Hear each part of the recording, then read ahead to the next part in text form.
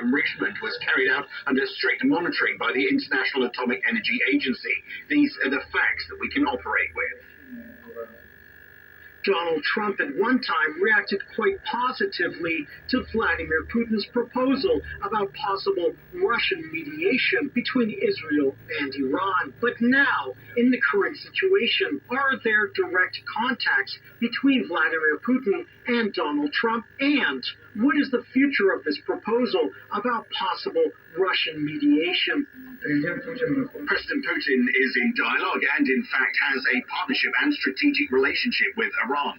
We also have quite trusting relations with Israel. President Putin is one of the few presidents who's made telephone contacts after the start of this war with both the Prime Minister of Israel and the President of Iran, as well as with the President of the United States, with the Turkish President and the UAE President. He has the full picture, and indeed, having such equidistant relations, Putin has the potential to mediate in case that's required by the parties of the conflict. Currently, there are two parties to the conflict. These are Israel and Iran. So far, frankly speaking, it is very difficult to see any basis for peaceful contacts. For now, we hear statements from Israel and Iran in favor of continuing to bomb one another. Today, there was even a telephone conversation with a Chinese leader. They discussed the same thing. China also has a very positive view of this, but unfortunately, no one has yet addressed it. On Ukraine, Russia, despite everything, continues to fulfill its obligations under the agreements reached during the negotiations with Kiev, including the exchange of prisoners of war and the bodies of fallen soldiers. When might this format no longer be in use? In what direction would the negotiations with Ukraine be moving? Such humanitarian decisions, the agreements that we reached during the last round, the second round of negotiations in Istanbul, they're very important. First of all, they're important precisely from a humanitarian point of view.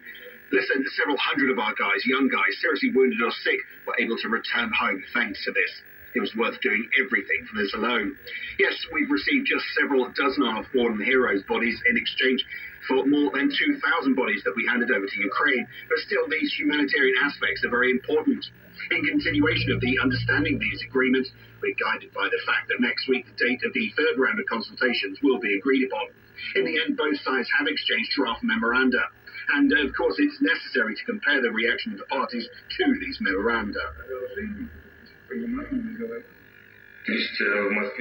So Moscow expects some kind of step forward? You know that our foreign ministry supports the continuation of the dialogue at the expert level, and President Putin has agreed with this.